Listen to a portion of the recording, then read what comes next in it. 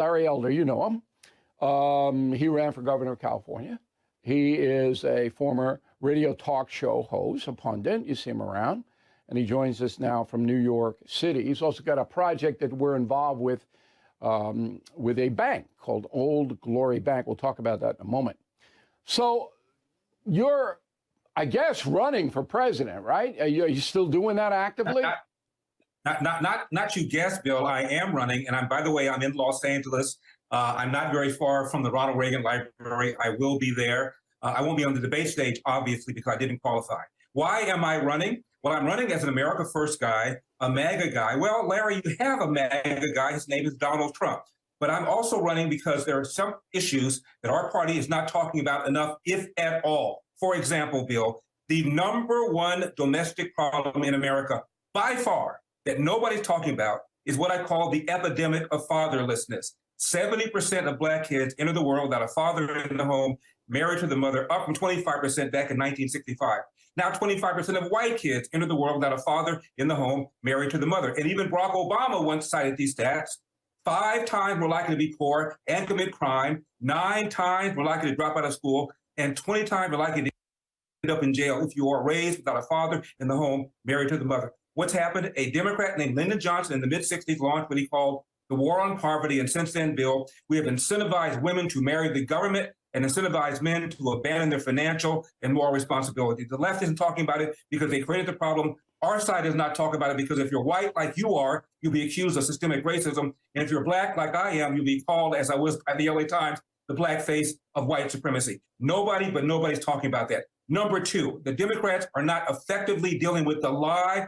The Republicans are not effectively dealing with the lie Democrats have been pushing for decades, and that is the lie that America remains systemically racist. It's not just nonsense like reparations that this lie is pushing. It's getting people killed. It's called the Ferguson effect or the George Floyd effect, and that's a phenomenon of cops all over America, Bill, in the last few years, pulling back from their normal proactive policing. There are thousands of what I call excess deaths, people who are killed, have been killed, who otherwise would not have been killed. Most of them, by the way, Black and brown people living in the inner city who would be alive today if the police had not been maligned and therefore pulling back from their normal proactive policing. Our side is not effectively making that argument. Joe Biden goes to, this last point I'll make, and I'll shut up. Joe Biden goes to Howard University a few weeks ago, gives a commencement exercise, and says the number one threat to the homeland is white supremacy. Are you smoking something? The Anti-Defamation League keeps track of how many people are killed every year, Bill, by extremists.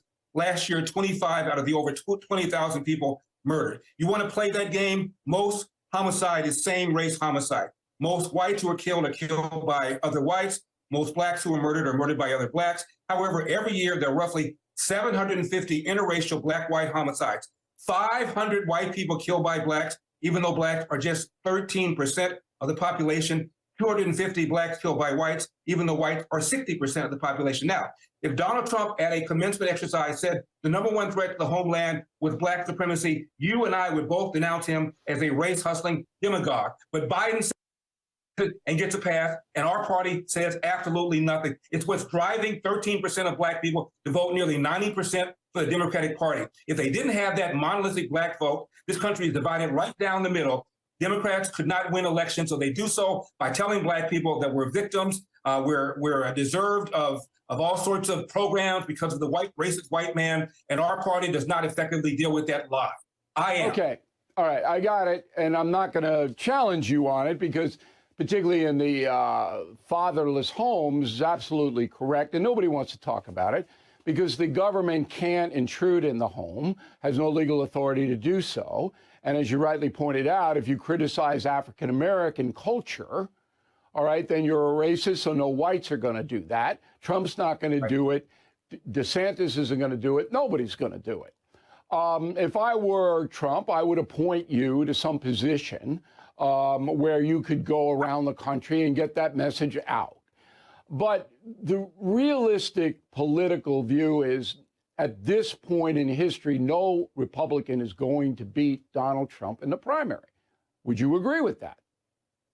I agree. He has a commanding lead. It's not going to happen unless there are forces that come in. And with Trump, every day is a new day. So certainly anything could happen. But right now, if the primary vote, all of them were held tomorrow, Trump just skates in. They progressives who have targeted him time and time again have lost that. Now they say, well, we'll win in the general election, but they're up against a president who's the second worst president in history, Joe Biden. But let me take it a step further with you. So what shapes the culture is not politicians, Larry, and you know that. It's the media. The media shapes the way culture is absorbed by we, the people. And the media will not ever, ever criticize any minority for anything, and very, very few times will criticize a liberal. And politicians can't break through that wall. Am I wrong? You are wrong. When Barack Obama got elected, he walked into the Oval Office, Bill, with a 70% approval rating, even though he got elected with a little under 53%. What happened? It wasn't that all of a sudden people who didn't vote for him said, you know what? I want my capital gains taxes raised. You know what? I want Obamacare. It's because at the very least, most Americans thought that Barack Obama would put a lie to the notion that America remains systemically racist. When he entered the Oval Office in the third week of January 2009, both blacks and whites thought race relations would improve. When he left office, both blacks and whites thought race relations got worse. Why? Because for 8 years, the man played the race card time and time and time again. From the Cambridge police acted stupidly, to if I had a son, he would look like Trayvon, to embracing Black Lives Matter, to saying that racism is in America's DNA, to having an AG, Eric Holder, who called voter ID pernicious racism. He had Al Sharpton in the White House over 70 times. I was there one time. Okay, that's a good point. Every single time he had a chance.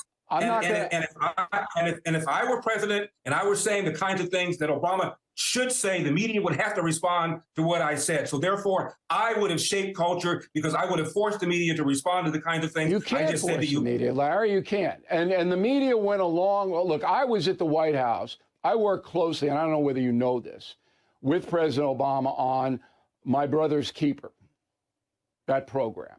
All right? Right. And I worked very closely with him. And when he announced it in the White House with the African-American kids from Chicago in the background, I was in the second row, okay, right behind Colin Powell. Sharpton was on the other side of the room. I told Obama it was not good to have Sharpton there. After he gave his speech, the first person he came to shake his hand was me. And I knew that was because of my visibility on Fox News. I don't know what he thinks about me. I always gave him a fair cut. But you're correct in a sense, there was way too much division in policy in the Obama White House. But it could not have happened without the corporate media agreeing with what he was doing. And you can't force the media to do anything. They're going to continue to do that, Larry. I'm not challenging you on the notion that the media are biased. We all know that. But worse than Donald Trump won in 2016 with just 8% of the black vote. Re-election campaign, he got 12%, a 50% increase, and got 20% of the black male vote. Why? Best economy ever for black people.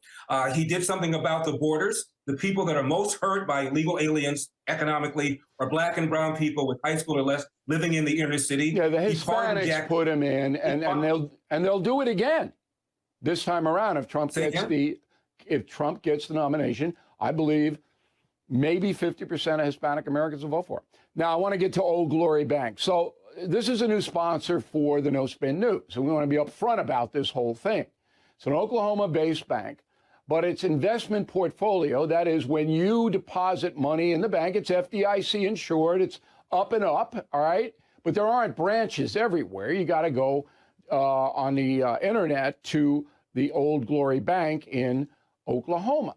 But people don't understand the difference between Old Glory, which is why they're advertising on our news programs, and the regular banks. Succinctly, Larry, what is the difference since you're on the board of directors? The difference is you won't be canceled for who you are, what you are, and what you believe. Right now, banks all over America are canceling accounts of people who belong to the NRA, who bought weapons. For example, January 6th, one of the large banks voluntarily turned over records of accounts of their customers who bought firearms on or near January 6th, even without a subpoena, without a court order. We will not cancel any law-abiding business. That's what Old Glory is all about. Okay, so it's and it outwardly touts traditional American tenets. That's what attracted you, right? Traditional American values. For example, we also have Old Glory Pay. Donald Trump Jr. put on a rally, and PayPal refused to process the tickets because they did not like his ideology. We have something called Old Glory Pay, so you will not be shut out or shut down because of your political views. So that's what Old Glory Bank is all about. By the way, Bill, I've also called As Goes California, my mission to rescue the Golden State and save the nation, all about what Gavin Newsom and the Democrats in the last several decades have done in California, turned this great state into a state where about 500,000 people have left over the last few years. And by the way, don't think that if Joe Biden can't fog up a mirror, it's going to be Gavin Newsom. It will not be. I know you think otherwise, Bill. You are wrong. It's going to be Kamala Harris. They cannot get rid of her. This is the gender and race identity party. And if Kamala Harris is kicked to the curb for some other white dude like Gavin Newsom or Mayor Pete, Black females, the most loyal part of the Democratic base, will be livid. They won't vote Republican. They just won't vote, thereby guaranteeing whoever. But if it is Kamala Harris, if you're deemed to be correct, she'll lose. I'm correct. Trump will believe her. Blow her away. They painted themselves into that corner. They cannot get rid of her. Don't forget, James Clyburn agreed to support. James Clyburn agreed to support. But it's a different world now.